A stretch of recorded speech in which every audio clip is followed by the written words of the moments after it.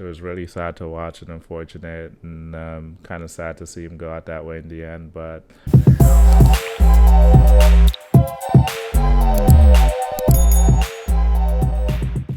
what's up, guys? Welcome back to my channel. I know you guys haven't seen me in a while. I think it's been about 2 months or so. Just been incredibly busy with work, but the main reason actually is my computer died on me, and unfortunately you can't do YouTube videos if you don't have a good computer. So I could have replaced it a while ago, but I was kind of waiting for the new MacBooks to come out because I just felt like they'd be more powerful for what I needed it to do. And yeah, they finally did. So I finally upgraded my computer, and I'm excited to be able to get back to the reactions with you guys. If you guys are still here, I really appreciate it. If you guys are new here, I really appreciate it. Please support the channel by subscribing. That would mean a lot to me. And yeah, I hope you guys miss me as much as I've missed you. And yeah, you'll be seeing a lot more of me, a lot more reactions, videos, everything like that. So it'll be a lot of videos coming because I think, like I said, I've been gone for about 2 months now, so that's a really long time to be off YouTube. So excited to be back and doing videos for you guys again. I hope everyone is well. And yeah, so I was kind of looking about what video I should come back with. As you guys know, I'm a huge fan of Queen. If you watch my channel, you know I react to a lot of Queen stuff. So interestingly enough, this video actually popped up on my feed today, and it immediately caught my attention. So I'm even coming back with the videos a little bit earlier than I wanted to, because I wanted to set up some more stuff with my background and stuff like that. But I saw this today and I just took it as a sign that I need to get back into the reactions. But yeah, you guys know I'm a big Queen fan. I love Freddie. I love all the guys. And this one was a different perspective. It says Freddie and AIDS, the heartbreaking story. So I know Freddie died from AIDS, just from what you guys have been telling me in the comments, but I never knew the full story.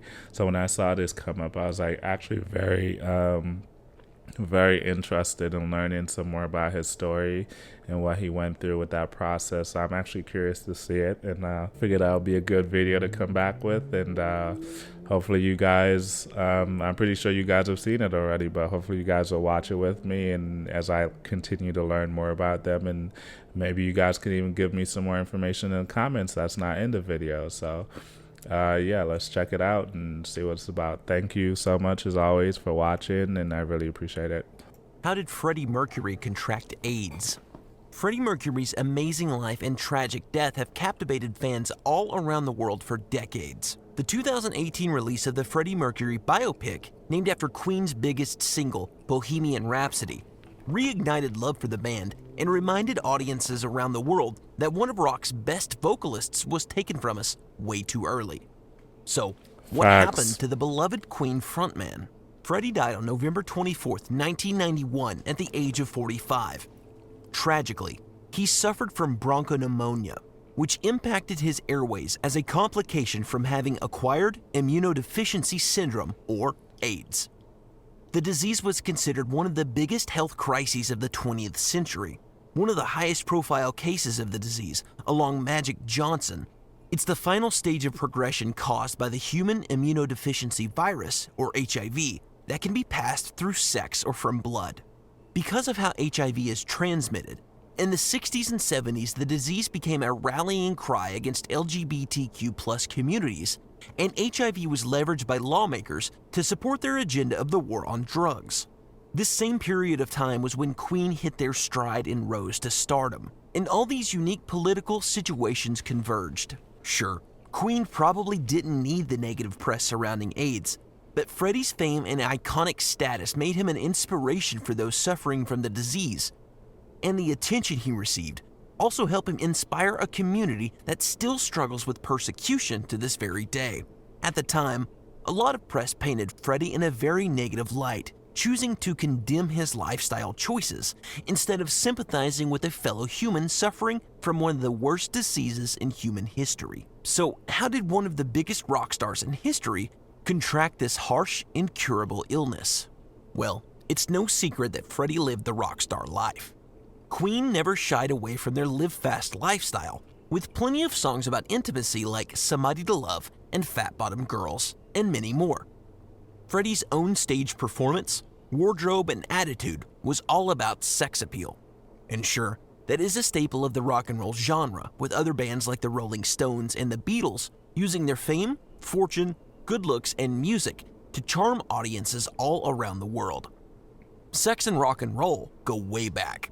The king of rock and roll himself, Elvis Presley, was censored during live television performances because people feared his dancing was too promiscuous. If only those same people could see Miley Cyrus's live shows. Freddie himself never really hid his sex. Right, that's actually a good point because, it's kind of crazy they would censor Elvis and people like Freddie and people like that because if you look at some of the performances on TV now and how loose the censorship is, it's actually crazy. Like, there's people basically performing nude on some of these award shows. So, I don't know. It's kind of crazy they would be censoring Elvis because I don't think he was doing anything crazy like that. But that's interesting. Sexuality, but he rarely spoke about it as well. He faced constant backlash and homophobia for his wardrobe and style that mirrored that of gay men at the time. But was Freddie actually gay? We'll answer that question in a bit, but many people believed he was during his lifetime. His AIDS diagnosis only further fueled public outcry against Mercury at a time when many people unjustly believed that AIDS was a disease caused by homosexuality. Many people believed AIDS started with gay populations, and they also incorrectly peddled a false narrative that AIDS affects LGBTQ communities more than heterosexual populations. But recent studies show that the biggest factor for AIDS isn't sexual orientation, but rather how many partners someone has. The more partners, the higher the risk. And while Freddie didn't talk about his sex life to the press, fans and bandmates knew he had tons of partners, both men and women.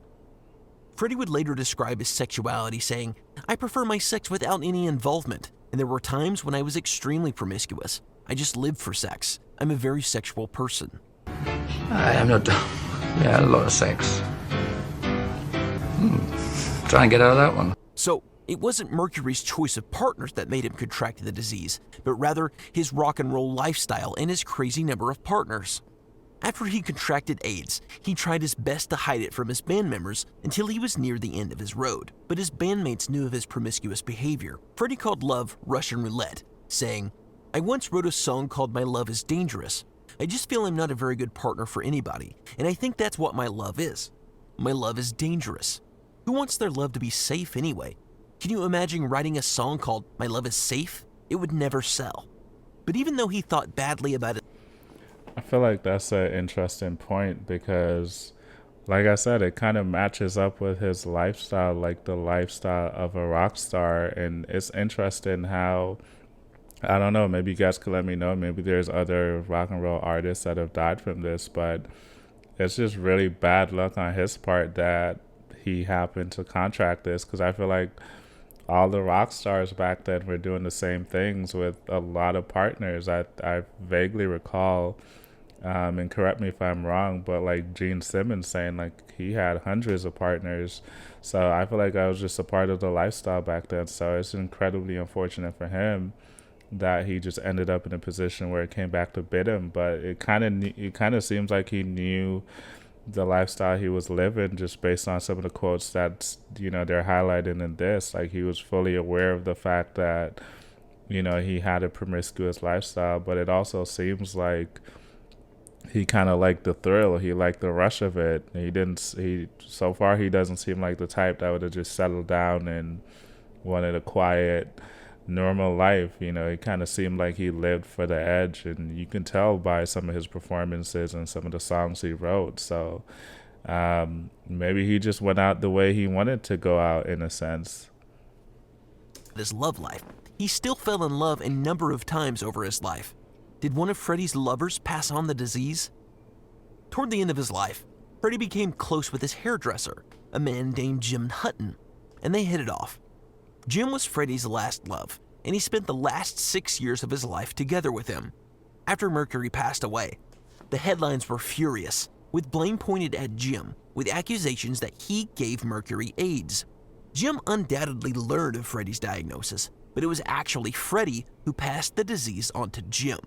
Hutton even concealed his own diagnosis from Freddie in his final days because he didn't want to dig into the past. But what about Freddie's first love? It may come as a shock, but his first long-term romantic partner was actually a woman named Mary Austin. He even reportedly wrote the Queen hit, "Love of My Life," for Mary.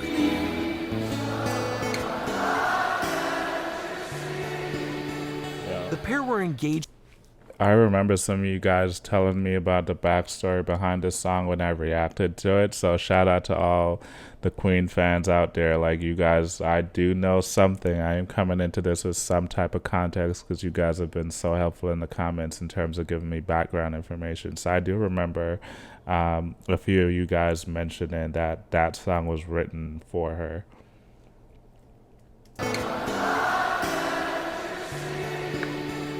The pair were engaged for a time and were together from 1970 to 1976.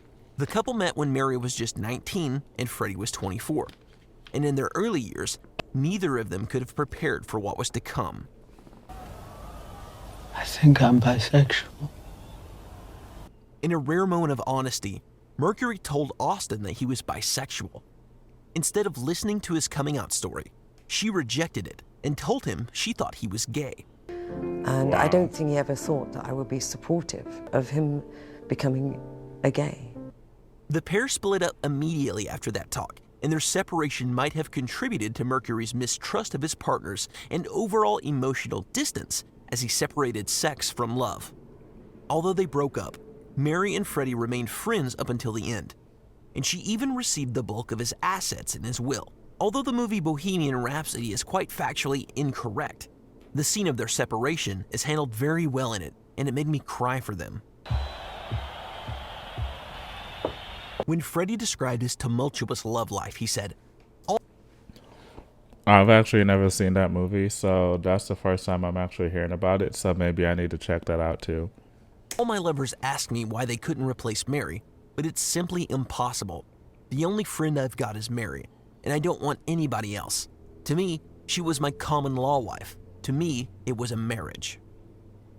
So the pair had their ups and downs, and an AIDS diagnosis would definitely support why the pair ended their romantic involvement. However, Mary Austin never contracted HIV or AIDS, so she wasn't the one who gave it to him either. She's still alive and inheriting millions from Freddie's royalties, with a 75% stake in his estate, totaling in the hundreds of millions. Wow. After Mercury passed away, she stepped out of the spotlight that her close ties with Mercury had afforded her, and she has continued to live a quiet life ever since. In fact, she is the only one who knows where Freddie's remains are buried. That's true love for you. And you're fascinated to see.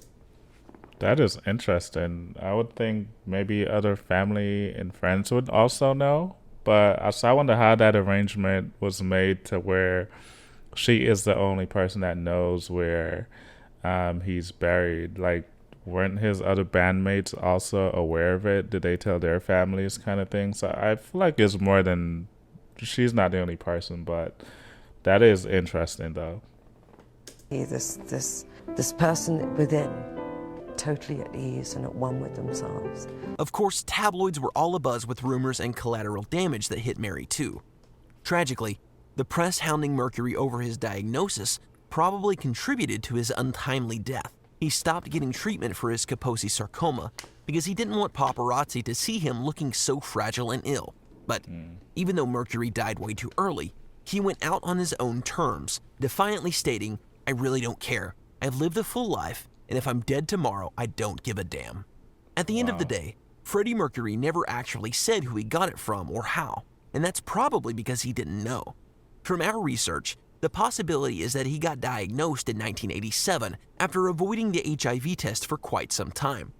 This makes sense, as Freddie reduced his public exposure and looked visibly sick around after this time. The progression of HIV into AIDS takes a long time, and while normal people can probably track down their partners for testing, Freddie's drug use and rampant sexual escapades virtually made it impossible for him to track down who gave it to him or when he got it. And it's probably best that we don't know. After all, Freddie Mercury was much more than a diagnosis. He was a man, an LGBTQ+ icon, a friend, and a rock legend with an undeniable legacy. So, that's the story of Freddie Mercury and his unfortunate diagnosis. Did any of the facts about his life and death surprise you?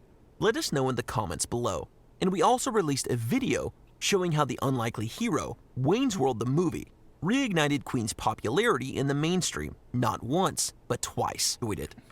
Alright guys, so that was my reaction to Freddie Mercury and AIDS, the heartbreaking story. Yeah, I mean, that was an incredibly sad story, like it said. Just unfortunate to hear. I feel like that's just a common thing that you hear about. The more I react to a lot of these acts from the 80s, like whether it's them dying from natural causes, whether it's them dying from illnesses like HIV, AIDS, whether it's them dying from cancer or drug overdoses or accidents, or I feel like it's such a common thing where they all died so tragically young, like in their 30s and 40s. And I don't know, in some ways it's kind of amazing that they were able to make the impact on the world that they did, because they weren't here for that long. And you know, just watching that, I drew a lot of similarities with, as you guys know, my favorite artist of all time, Bob Marley, because Bob also died very young. I want to say he died in his early 40s from cancer. And you know, he also went out the way he wanted to go out, much like Freddie. He didn't, you know, I don't think he did chemotherapy or anything like that. It was against his religion, but he just wanted to go out how he wants to go out. And you know, in some ways you kind of have to respect that. That's the decision they made, but selfishly you kind of wish that they didn't, that they were more proactive, and you know, that they'd still be around today to keep making great music and having great stories. So yeah, I mean, that was interesting to watch. It was really sad to watch and unfortunate, and kind of sad to see him go out that way in the end. But I think it was really cool that, you know, he and Mary maintained their friendship, and, you know, he left all his assets to her because that's probably the person he trusted the most. I don't think he had kids or anything like that. So, yeah, that's just a really, really interestingly sad story. So, yeah, thank you guys for watching that. If you like the reaction, you want to support the channel, you can do so by subscribing. I'd really appreciate it. And yeah, like I said, it's my first video back in a couple of months, so look out for a lot more videos coming. Look out for Queen Sundays, BG Saturday, all of that stuff I'm bringing back, so please look out for those. And as always, thank you guys so much for being patient. If you're still here, I really appreciate you. Thank you for rocking with me. And until the next time, peace.